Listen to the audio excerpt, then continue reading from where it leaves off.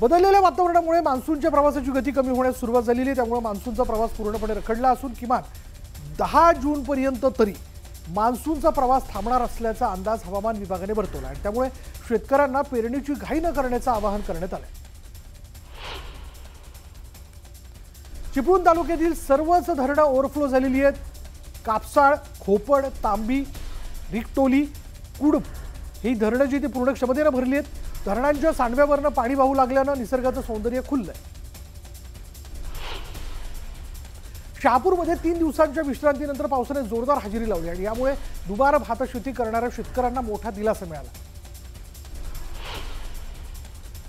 नांदेड जिल्ह्यात पावसाने जोरदार हजेरी लावली आणि यामुळे जिल्ह्यातील जलसाठ्यात वाढ झाली आहे। नांदेड शहराला पाणीपुरवठा करणाऱ्या विष्णुपुरी धरणात 40% इतकाच पाणीसाठा आहे। मागील 2 दिवसांपासून उसंत घेतलेल्या पावसाने पुण्यात पुन्हा जोरदार हजेरी लावली। अचानक आलेल्या पावसामुळे मात्र पुणेकरांची चांगलीच तारंबळ उडाली। तर आज दिवसभर पावसाचा अंदाज वर्तवण्यात येतोय। सोलापूरच्या अक्कलकोट तालुक्यात मुसळधार पावसाने हजेरी लावली आणि यामुळे शेत शिवारात पाणी शिरल्यानं पिकांचं नुकसान झालं। जळगाव जिल्ह्यात जोरदार पाऊस झाल्यानंतर शेती कामांना वेग आलाय। शेतकऱ्यांनी पेरणीपूर्व मशागतीला सुरुवात केली। धाराशिवमध्ये पावसाने जोरदार हजेरी लावली आणि यामुळे काढून ठेवलेल्या ज्वारी आणि कडब्याचं मोठं नुकसान झालं। यामुळे शेतकरी आर्थिक संकटात सापडले। मुसळधार पावसामुळे सिंधुदुर्ग जिल्ह्यातील शेतकऱ्यांचं मोठं नुकसान झालंय। भुईमूग, कलिंगड, कोकम या पिकांचं मोठं नुकसान झालं असून 74 गावांमधील 175 शेतकरी बाधित झालेत। या प्रकरणी कृषी अधिकाऱ्यांना अहवाल सादर करण्यात आला। बीड जिल्ह्यातील आष्टी तालुक्यात झालेल्या मुसळधार पावसामुळे टोमॅटो उत्पादक शेतकरी आर्थिक संकटात सापडला। हातातोंडाशी आलेला घास हिरावल्यानं शेतकरी हताश झाला। मनमाड, मालेगावसह नाशिक जिल्ह्यात मुसळधार पावसानं कहर केला। तब्बल 6570 हेक्टरवरील पिकांना पावसाचा फटका बसला। 1000 गावांमधील 19,000 शेतकरी बाधित झालेत। तर सर्वात जास्त कांदा पिकाचं नुकसान झाल्यानं बळीराजा आर्थिक संकटात सापडला। सिंधुदुर्ग जिल्ह्यातील कलिंगड उत्पादक शेतकरी मेटाकुटीला आलाय। पावसामुळे कलिंगड बागा अक्षरशः पाण्यात गेल्यात। त्यामुळे शेतकरी आर्थिक संकटात सापडलेत। हजारो टन कलिंगड पीक वाया गेल्यानं शेतकरी हवालदिल झाले। मागील काही दिवसांपासून सुरू असलेल्या मुसळधार पावसामुळे भीमा नदीला पूर आलाय। मात्र नदीच्या पात्रात पाण्याचा जोरदार प्रवाह असूनही जलपर्णीचं संकट मात्र कायम आहे। सोलापूर जिल्ह्यात झालेल्या मुसळधार पावसामुळे उमराणी बंधारा तुडुंब भरला आणि त्यामुळे भीमा नदीवरील बंधाऱ्यालाही अनोखं रूप प्राप्त झालंय। हा बंधारा भरल्यानं सोलापूरकरांची पाण्याची चिंता मिटली आहे।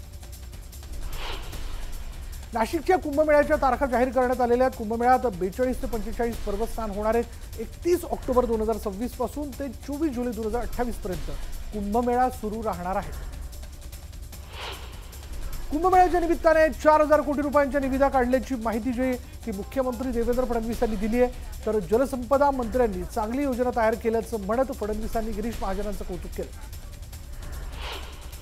फडणवीस यांनी मालेगावातील रस्त्यांची पाहणी करावी, ते फक्त कुंभमेळ्यात गुंतवणूक ठेवत असल्याचा आरोप संजय राऊतांनी केला। तर कुंभमेळ्यासाठी कुंभमेळा मंत्री दिल्याचं म्हणत महाजनांवरही टोला लगावला।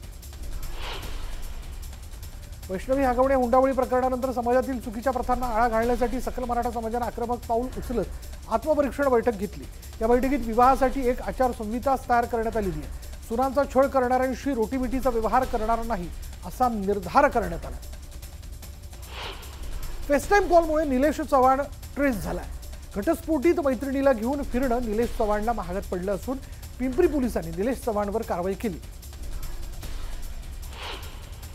सोलापुरातील रेनगर आणि साने गृह प्रकल्पातील लाभार्थ्यांना 17 कोटींचं करमाफ करण्यात आलेलं आहे आणि कुंभारीच्या रानावर वसलेल्या रेनगर आणि मीनाताई साने गृह प्रकल्पातील लाभार्थ्यांना राज्य सरकारने मोठा दिलासा दिला। छत्रपती संभाजीनगर दरोडा प्रकरणात पोलिसांनी आणखी 2 जणांना अटक केली। आतापर्यंत पोलिसांनी एकूण 12 जणांना ताब्यात घेत चौकशी सुरू केली। मुंबईत कस्टम अधिकाऱ्यांनी वन्यजीव तस्करी विरोधात मोठी कारवाई केली। थायलंडहून भारतात परदेशी सध्या आणणाऱ्याला मुंबई विमानतळावरून अटक करण्यात आली। संतोष देशमुख हत्या प्रकरणानंतर बीड पोलीस दलात मोठे फेरबदल करण्यात आले। 606 कर्मचाऱ्यांनंतर बीड पोलीस दलात 19 पोलीस अधिकाऱ्यांच्या बदल्या करण्यात आल्या। तर स्थानिक पुणे शाखा आणि ठाणेदारही बदलण्यात आले। पुण्यातील स्वच्छता पथकाने बुलढाणा जिल्ह्यातील 5 बस स्थानकांच्या स्वच्छतेची पाहणी केली, तर 4 जणांच्या पथकाने स्वच्छता तपासणी करून गुण दिले. दरम्यान एका वर्षात 3 वेळा बस स्थानकांची स्वच्छता पाहणी करण्यात येणार असल्याचं पथकानं सांगितलं. मुंबईच्या जुहू बीचवर एका तरुणाचा बुडून मृत्यू झालाय. फोटो काढताना अचानक तोल गेल्यानं ही घटना घडली. दरम्यान पर्यटकांनी समुद्रात खोलवर जाऊ नये असं आवाहन पोलिसांनी केलं. पुणे शहरात राष्ट्रवादी काँग्रेसच्या शहराध्यक्षपदांची निवड करण्यात आली.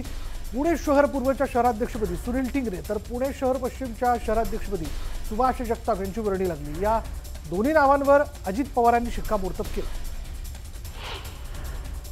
भोकरमधील प्रहारचे तालुकाध्यक्ष शेखर कुंटे आणि ओबीसी नेते नामदेव आईलवाड यांच्यामधील ऑडिओ क्लिप समोर आली. आमच्या उमेदवाराला माघार घेण्यासाठी लक्ष्मण हाके यांचा दबाव होता असं शेखर कुंटे म्हणाले. आर्थिक तडजोड करून अर्ज मागे घेतला गेला असंही ते म्हणाले. विधानसभा निवडणुकीत हाकेंनी ओबीसी उमेदवारांना उभं करून तोडपाणी केली. लोहा मतदारसंघानंतर भोकरमध्ये उमेदवारांकडून पैसे घेऊन हाकेंनी ओबीसी उमेदवारांना माघार घ्यायला लावली. ऑडिओ क्लिप ट्विट करत मिटकरींनी हा आरोप केला.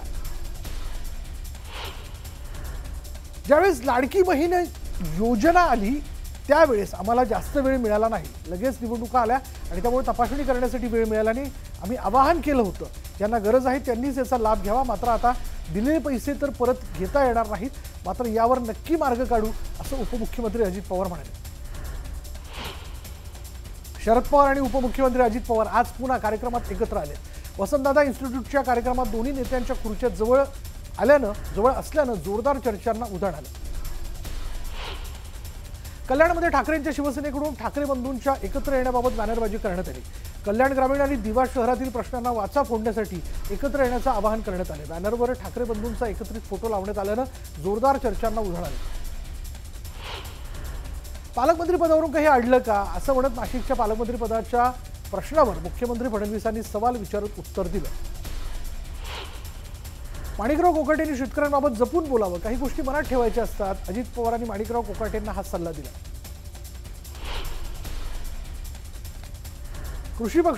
काँग्रेस पक्षाकडून कृषी मंत्री माणिकराव कोकाटे यांच्या राजीनाम्याची मागणी करण्यात आली आहे. मुख्यमंत्री देवेंद्र फडणवीसांनी वाचाळवीरांना तंबी द्यावी असं काँग्रेस प्रवक्ते काकासाहेब कुलकर्णी यांनी म्हटलंय.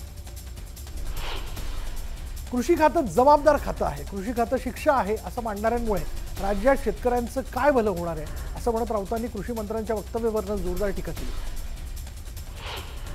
मनसे आणि शिवसेना एकत्र येतील हा विचार आता डोक्यातून काढून टाका. शिवसेना प्रमुखांनी राज ठाकरेंना बरोबर घेण्याचं उद्धव ठाकरेंना सांगितलं होतं, मात्र त्यांनी कधीच राज ठाकरेंना एकत्र घेतलं नाही.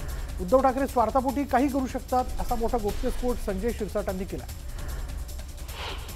एकनाथ खडसेंनी केलेल्या आरोपांना गिरीश महाजन यांनी प्रत्युत्तर दिलंय. उठता बसता खडसेंना मीच दिसतो, मात्र या प्रकरणात माझा काही संबंध नाही, त्यांच्यासारखी भाषा मी वापरणार नाही असं म्हणत त्यांनी खडसेंचे आरोप फेटाळून लावले. नांदेडमध्ये अमित शहांच्या हस्ते वसंतराव नाईक यांच्या पुतळ्याचं अनावरण करण्यात आलं. मात्र त्या सोहळ्याला वसंतराव नाईकांच्या वंशजांना बोलवण्यात आलं नाही अशी टीका आमदार प्रताप चिखलीकर यांनी केली. मात्र अशी चूक आता अहिल्याबाई होळकरांच्या स्मारकाच्या वेळी करू नका असा सल्लाही त्यांनी दिला.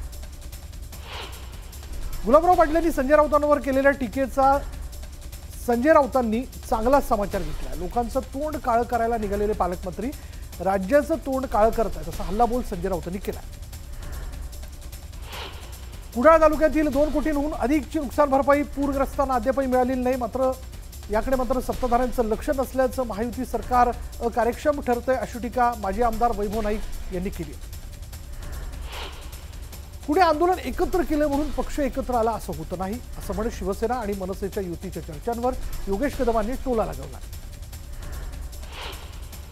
नाशिकमधील महाराष्ट्र आरोग्य विज्ञान विद्यापीठाचे उत्कृष्टता केंद्राचं भूमिपूजन पार पडलं.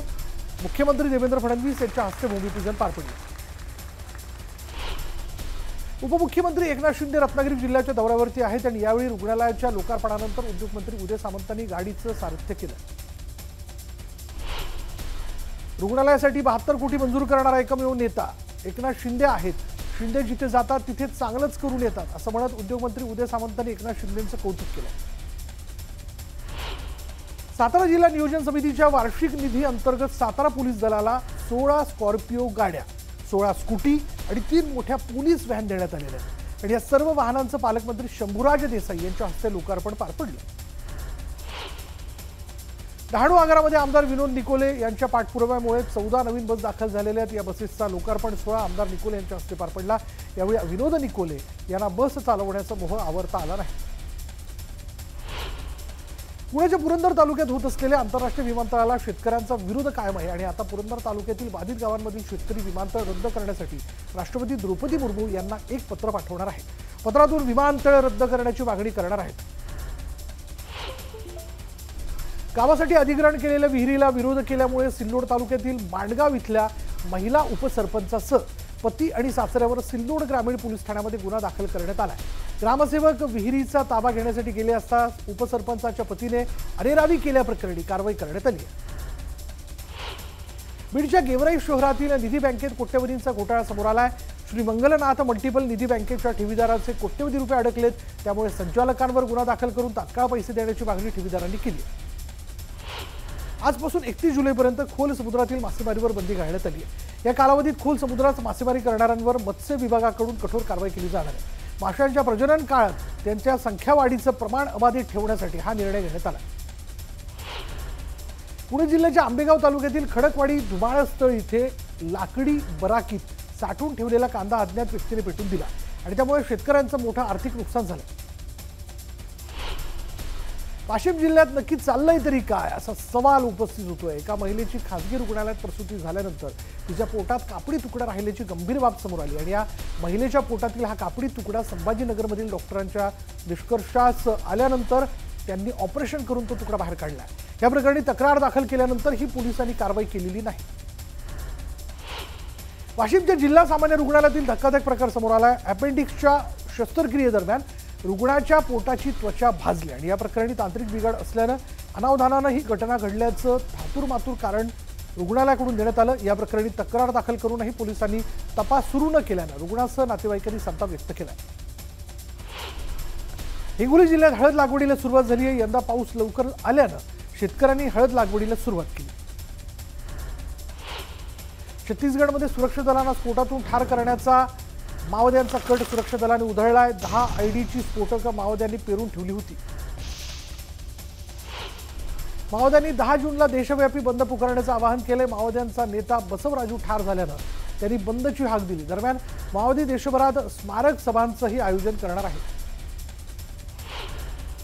अमरावती शहरात थातूरमातूर नालेसफाई करण्यात आल्यानं शहरातील नालेसफाईची 3 वाजलेत।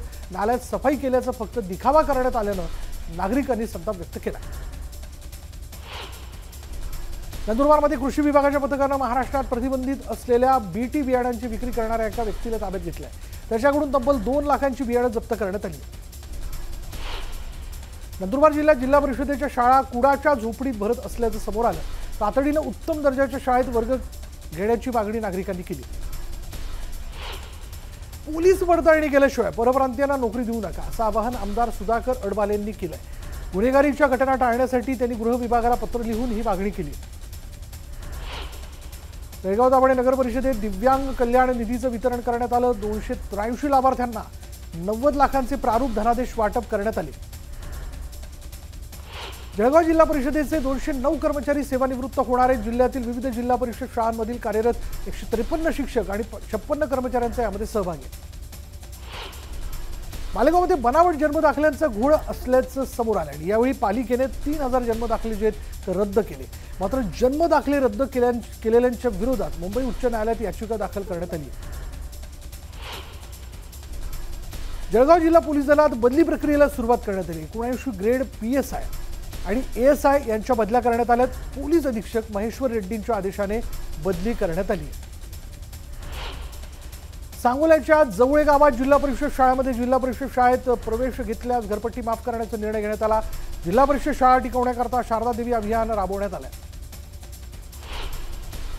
सोलापूर ते गोवा विमानसेवेला सोलापूरकरांनी उत्स्फूर्त प्रतिसाद दिलाय। 4 दिवसात 200 पेक्षा अधिक तिकिटांची विक्री झाली। फ्लाय 91 कंपनीच्या माध्यमातून 9 जूनपासून विमानसेवा सुरू होणार आहे।